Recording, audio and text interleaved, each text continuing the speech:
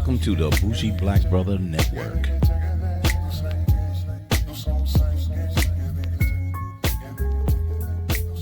Good evening and welcome to Car Wax. I'm Michael, your Bougie Black Brother, and we're here for our weekly music review. And I'm here with my partner, Sean. What's going on, my brother? What's going on? We are in the second half of 2019. How you feeling? Second half. I know. Not feeling good because I thought we should be doing a lot more or being a lot more excited. And I'm truly not. We had so much going on last year around this time and stuff that was lingering. You know what I mean? But yes. We're not having that this year, so it's really kind of disappointing.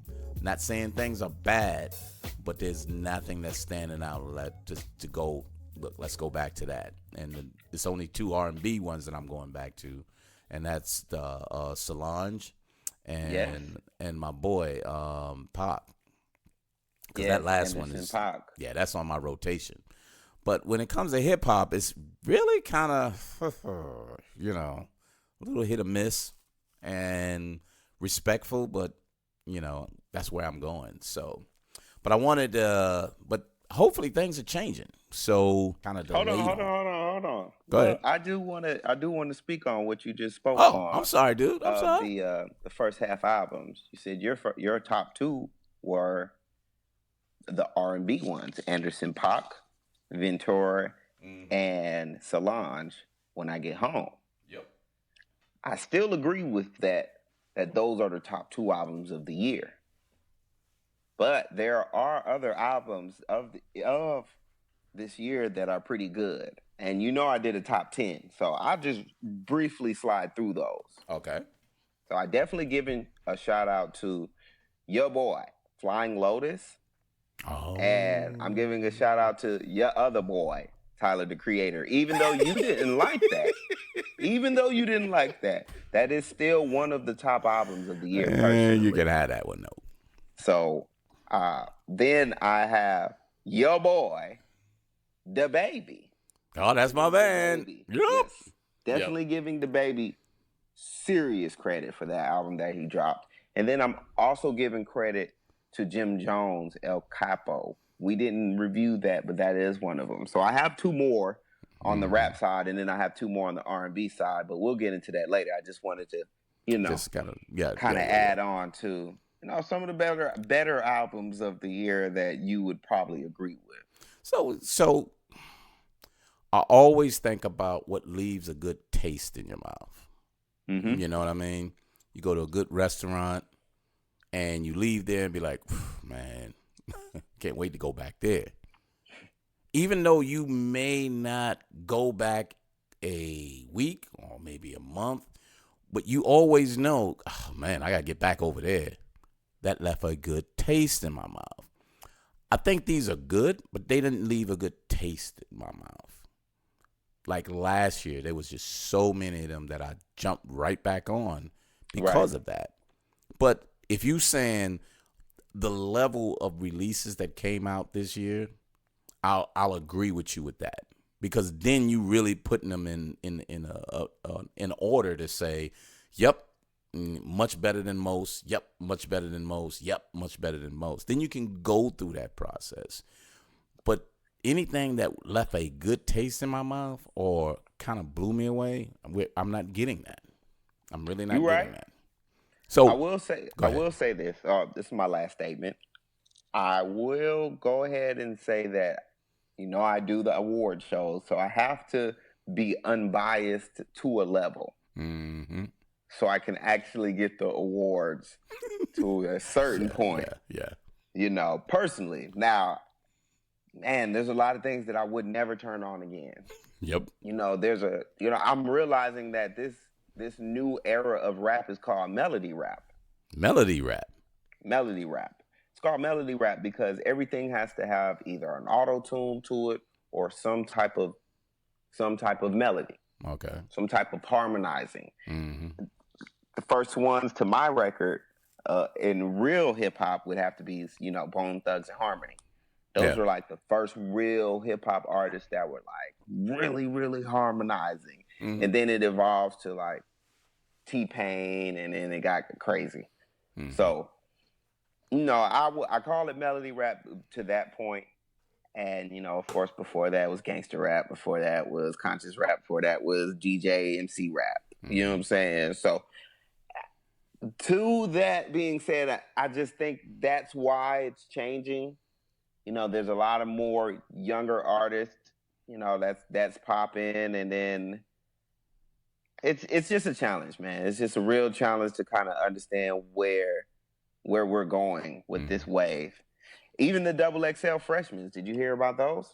So I looked at a couple of them because it came up in my Instagram feed, and then I was gonna go online and see specifically who they were, and I was kind of like, okay, never heard of that motherfucker, never heard of that one, and I was like, wow, I really don't know who the fuck these people are, but I never went back to it, but it's interesting, it's really interesting because of what you said earlier, which is no matter what, there is going to be an awards ceremony because someone has to be the top, whether you like them or not, because this is what's being released, and you got to judge what's out there as opposed to what you want.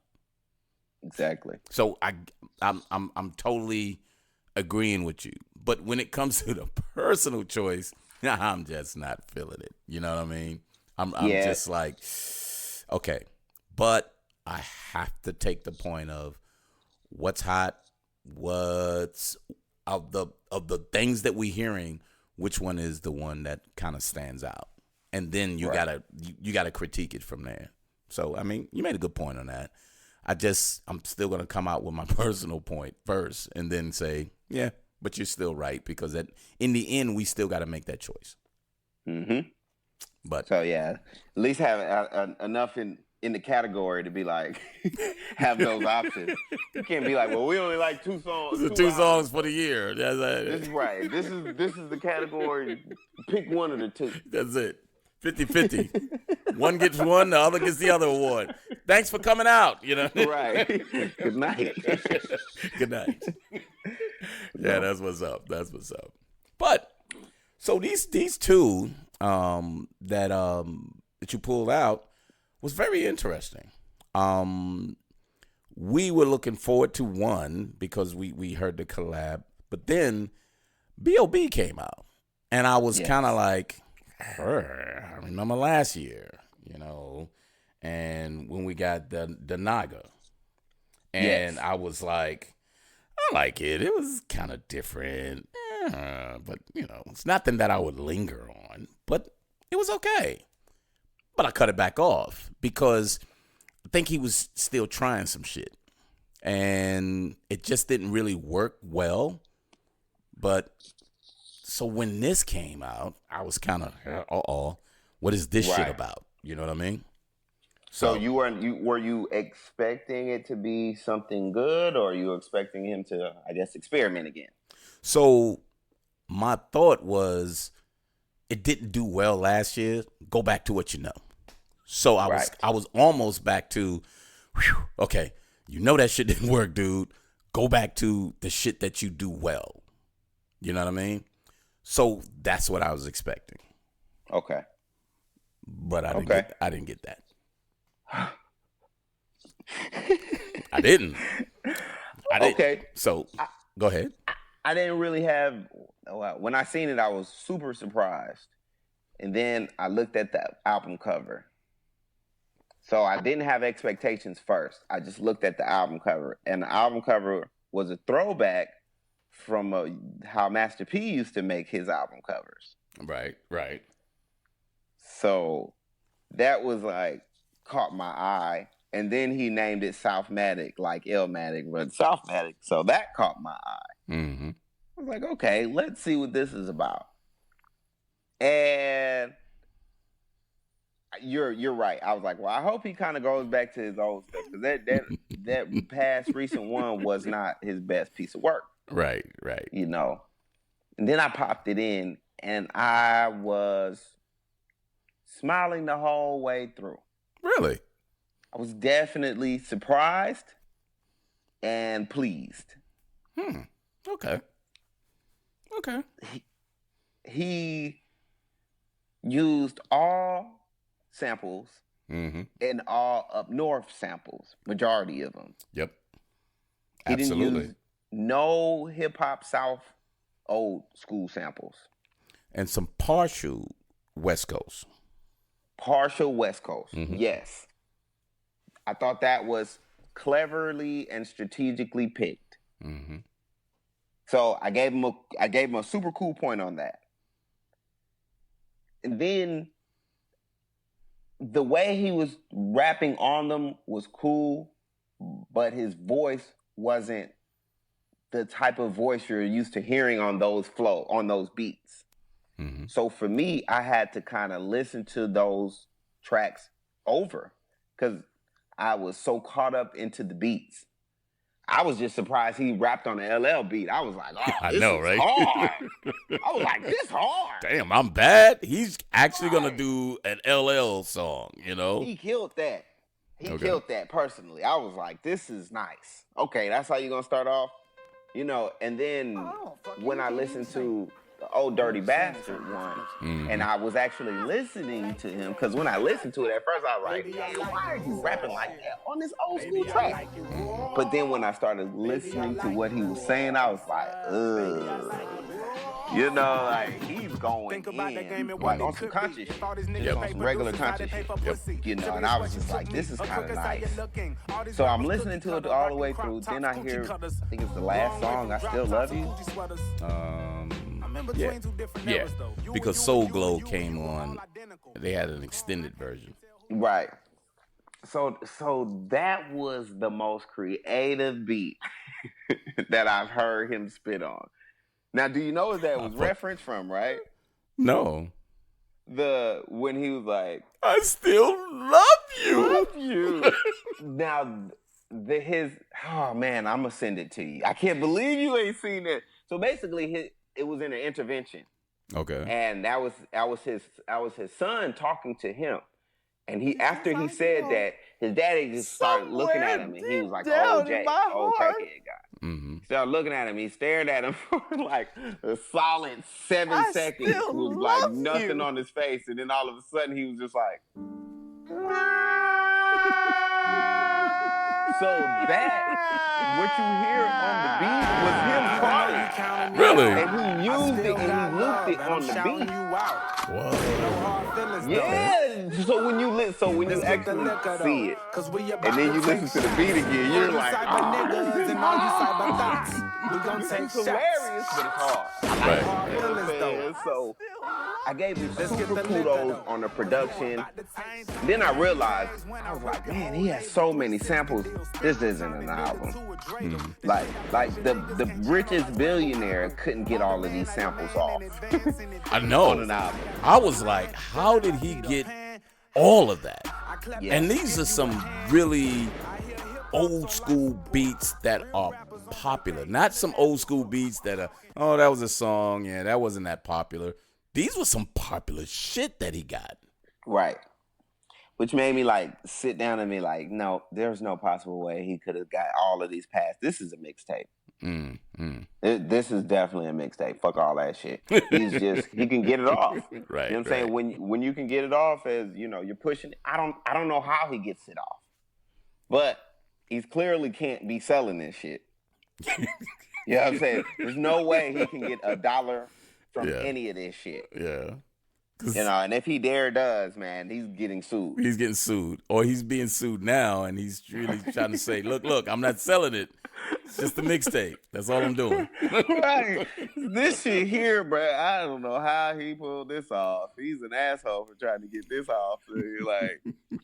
But so those are the things I noticed. I'm sorry. Okay. So. No. That's cool. And you went through it, and you said you smiled all the way through and said, wow, how this is really creative. Right. So I went through my first, and I was like, the fuck are you doing, dude? What are you doing? You using everybody else's shit and remaking everybody. I was like, the fuck is wrong with you? And then I went back it again. And I was like, well, okay, you changed it. Oh, okay. Okay. Right. And about right after Drinks on Me, everything after that really start getting into the way he starts rapping consciously about shit. Right. The first half was just some fun shit, trying to redo some things, kind of fun. On the back end, same kind of beats, but he really started rapping on that of what I got used to. And I was like, wow, let me hear this one more time. And I listened to it almost consecutively 3 to 4 times in a row because I started hearing what he was doing. He was playing homage to the old school shit first. He was saying, I'm not going to do the same thing they doing, but I'm going to change it in my way. And I'm going to do a lot of that New York shit. And then I'm going to do a little West Coast one. Because I think he used a beat from one of the Dr. Dre beats. Yeah. I think it was or something like that. So he did a couple of West Coast ones that I was like, wow, okay. He put some more shit up in there. And the Frankie Lyman shit, I really like that shit. And that, and then rolled into Old Dirty Bastard. I was like, man, this dude really tried to do something different, but this one worked. Yeah. Because he still said, I know, I hear you, Mike. I got you on the backside. But this is the shit that I want to do on front. Listen to me. And on the backside, I'll give you what the fuck you want. But this is what I'm doing. And I was like, okay, I'm good. I'm good now. But I'm telling you, my first listen to this, I was pissed. I was like, the fuck you trying to do, man? What is it? All this old school, everything that's out right now, you're just going to use old goddamn samples of songs that got paid because of what they did? Come on, man. Really? And then I was like, oh. And like you said, I'm bad. That shit was cool as fuck. That was, when you really listen to it, it's really cool what he did. He really wasn't, he didn't try to emulate him, but he kind of just went with that flow. Yeah. But on his own. And I was like, I like it. Okay, I like it. I see what you're doing. Now, there's a couple that you can really fucking throw away. There's definitely a good handful that you can skip. Yeah. Throw away easily. Did you like the Ray Charles one, though? What's the name of that one? Ray Charles. How it's far like, is it down? It's number 6. It's right before the UFO when he was with Grandmaster Caz. Okay, yeah. So I did. I think it died down on, I think Drinks on Me. I was skipped. And then it was like a cool sequence of things. I was just like, like Throwing the Air had the nice fucking beat on there. I think the Frankie Lyman was cool. I like the Frankie Lyman. Yeah. I think I did like the Ray Charles. Yeah, everything started off really good. Really good. And then the Drinks on Me, I skipped that. And then he had another girl one that I skipped. Another, what you mean? It was more of an upbeat one. And I was like, maybe it was the Frankie Lyman. So it was probably like maybe 3 tracks that I could have. Nope, I don't even think I skipped 3 tracks, dog. This was good. I definitely, like you said, I played it all the way through because it reminded me of some Ludacris Redman. You know, he kept that. That's the lane that he would be in. I could see him rap with a Redman, and it'll be cool. Redman will rip it. Yeah, Redman will kill him though. Yeah, but he cool. Plays it, and he did a lot of playful shit. So here's my throwaway: the fucking slow Soul Glow. I hated it. I got what he was trying to do, fun and go back to the Eddie Murphy shit. But I thought it was terrible, man. I was like, oh, nah, bro. And I then think he'd be in the studio and just be sitting behind the board. A lot of this album was just him behind the board, mixing, scratching. Mm-hmm. That's the only reason I think he liked it as much as he did and put it so high up there. Yeah, because he did an extended version on the backside. Right, because it was like he was in the studio super high, probably. And like, oh, that shit's No, but that shit is hot. Yeah, people gonna love that. Sexual talk. You know what I'm saying? He was in there vibing. You know what I'm saying? So, you're right. I get the fact that, you know, you was in the studio vibing and everything. It was cool, but it didn't have to be on CD. No. Or if he had done that, leave it on the backside. That would have been fine, because you would have hit everything else, and then on the backside he'd be like, oh man, this is this clown ass shit on the back. Oh, this is crazy. Left it as the bonus. Yes. Or left it as the last track and didn't keep it back on. Just kept the extended version on the end. And then the next one was Magic Number. Magic I like Number. that. So all I remember from Magic Number is De La Soul, and how my man Prince Paul actually mixed it and made it work. He didn't do that well with this. I got it, but he didn't do the music well enough. Okay. What he rapped about was cool. Yeah, exactly. And you're right. I definitely enjoyed the song more than the beat. Yeah. You know, he did a really good job on the song. And I was like, okay, it's creative, but the video, I enjoyed the video was kind of cool too. Okay. So the video was just real cartoony, just like the Magic Number, but it was a hip hop video. You know what I'm saying? Mm-hmm, So it was, I was caught up into the video and caught up into the words too much to be like, he could have chopped it down a little more. Yeah. You know what I'm saying? But I agree with that. So Also. what do you think about the UFO, the Grandmaster Caz, when he was like, niggas, oh, niggas. That shit was fire. Southmatic. That shit was Red fire. fat nigga, not fat nigga, fat nigga. Who rapped on that beat first? That was the beat back in the day. Who was that? Oh, that was the beat, man. I can't even remember. And I don't want to say it's like Rakim, but it was one of them hard niggas from up north. And when you hear that, you be like, oh, man. You know. So, but I like how he played on that. And then Grandmaster Caz came in and he put his shit in there. Then he came back and just cleaned it. But he talked about Atlanta and being on Cannon Road, Decatur, and he took you away from New York and all those other places and said, nah, this is all about the South.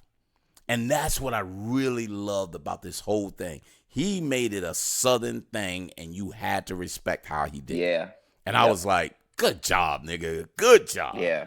He gave you the whole Atlanta hard rap vibe. You know what I'm saying? A hard rapper. I'm a rapper. And I'm a MC. You know, and I'm gonna show you how much of an MC I am. Because I can do that.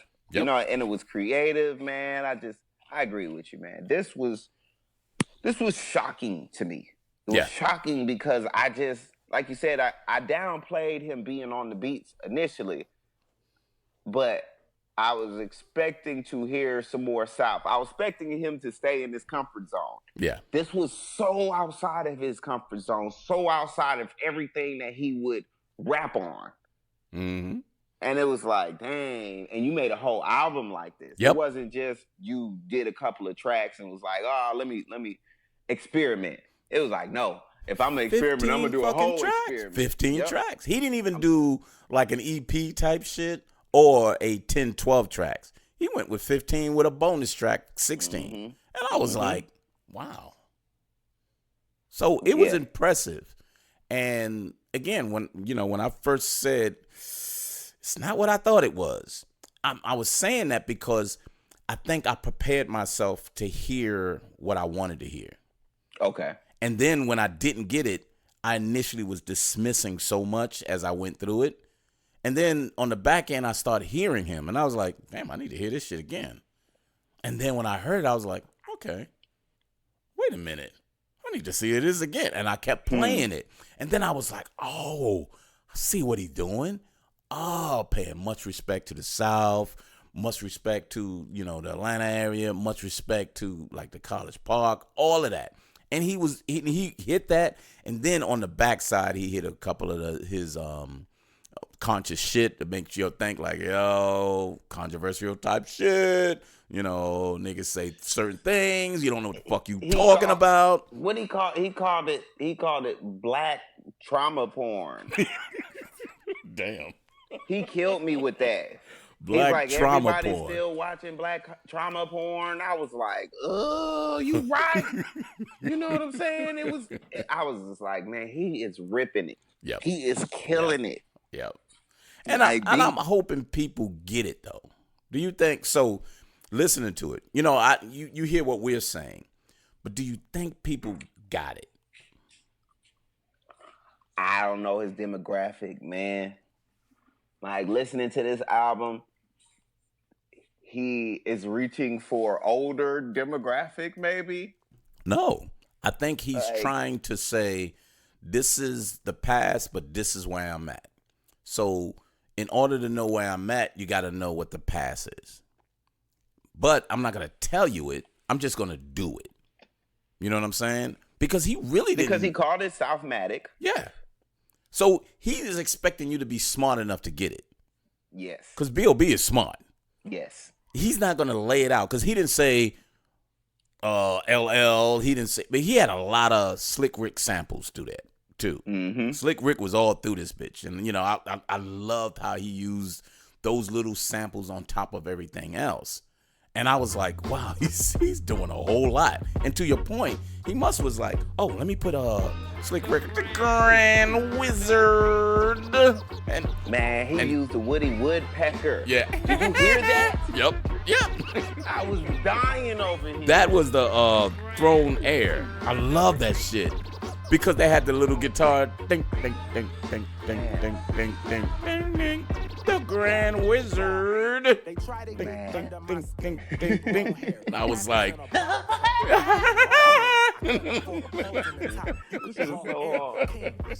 so he's all. This was awesome for me. I mean, I'm a fan of B.O.B anyway.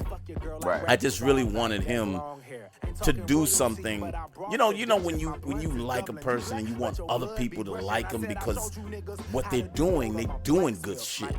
Right. And people not recognizing that he's really doing some good shit. That's why I love how this was actually arranged. And again, once again, there's some throwaways in there, but it was, I think 12 cuts would have been like wow, what a great fucking album. Mm-hmm. I think you could have thrown 3 away and you would have been fine. Even because I didn't want to go down to 10 because I think the 2 you can slide in and just roll with. But oh yeah, most definitely. I think he did a great job, man. I think this was a really, really good release for him, especially coming into this year. I just hope people see that he's not going to be who you want him to be. He's still going to be who he is, but he's going to do it the way he wants to do it. Right. And I love artists like that. I don't like rappers like that. I like artists like that. And you gotta respect it. Yep. You gotta respect it. I appreciate how he's doing it, man. I really, really appreciate him just being as unique as he is and not really caring about, awards, not really caring about features. He held his own, made it really entertaining. Made the whole album entertaining. I was like, man, this is nice. This is really nice. So, I give him super kudos. Yeah, super kudos. You got to. And I was so glad that he did it this year. You know what I mean?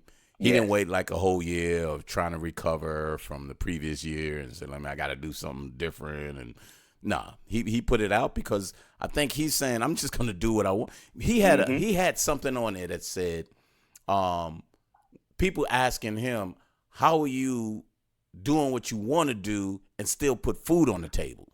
And I was like, whoa, because he just did 2 different kind of albums, and the way he's rapping is like, I'm okay with this, dude. Right. I'm okay You're with either this. gonna like it or you're not. Or you're not. But I'm not changing. I'm not changing. Or Yep. I'm not conforming about that. Because I'm gonna be who I am, and if you like it, you like it. If you don't, you don't. And I'm like, Yep. I hear you, dude. So, what's your rating on it? Man, I'm giving this a solid 8.5. I really appreciate the production on it, and he was super clever with the lyrics. Yep.